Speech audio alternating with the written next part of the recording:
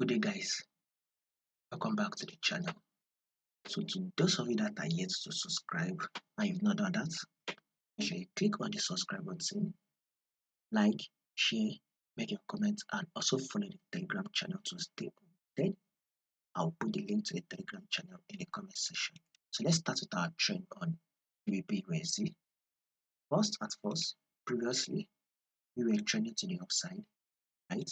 But if you take a look at what our current trend is currently doing, we are trending to the downside, so we are having a downtrend move.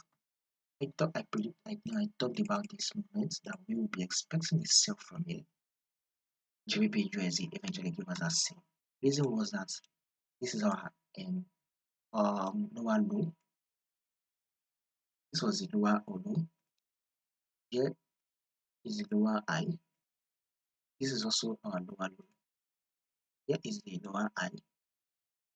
This is also our lower low. Here is the lower high. And now market is dropping since we actually up a new lower low. So when market was around this level, I told you guys, for swing traders, that would be the best opportunity for you to open for the sale. I'm sure a lot of swing traders actually opt in for the sale. I mean, this was a confirmation for the sale. Rejection here was second rejection by double top. So anyway, market was eventually dropped. We eventually took in the sale around here. Took in the sale around here.